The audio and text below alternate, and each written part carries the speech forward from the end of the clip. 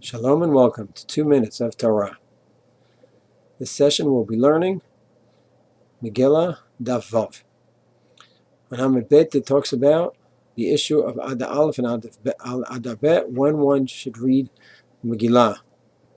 One further to read the Megillah and Ad Aleph is Ain Maavirin Al Hamitzvot. A person should not pass over a mitzvah, and therefore since he has the opportunity to read the Megillah in Ad Aleph, he should not wait till Ad Bet.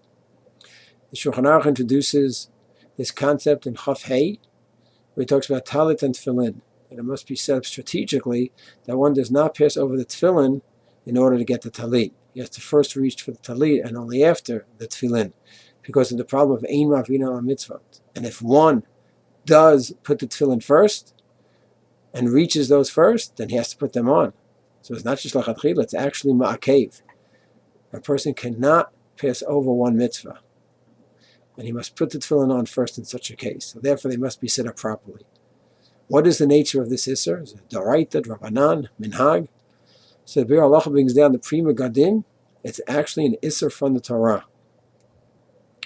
According to Magen Avram, he does limit the Issur a bit. He writes that if the tefillin are still in the bag, so when you reach over the tefillin to get to the talit, but they're in the bag, you're not touching the tefillin themselves, you're just passing over the bag, then the Issur does not apply in such a case.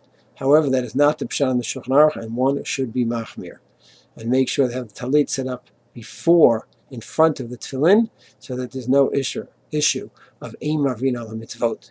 Mishnah Berurah adds that the issue of Ain Maavirin is only when you want to do both mitzvot at the same time. But if you want to do one mitzvah now and an hour later a different mitzvah, then it's not Ain Maavirin, because you're not passing over the other mitzvah, you're simply not performing it at that time. One of the most famous expressions of Ain Maavirin is on Pesach night, where we have the Seder, the Kara, and it has to be set up in a way that you don't pass over the mitzvot according to the Ramah. Therefore, you have to think about which mitzvot come first, and those are the ones that should be closest to you. And the one mitzvah that are later on should be further away from you so that you don't pass over the mitzvah that are later on your way to doing the earlier mitzvot. That is certainly a well-known expression of the concept of Ain Maavirin Al Hamitzvot. Shalom.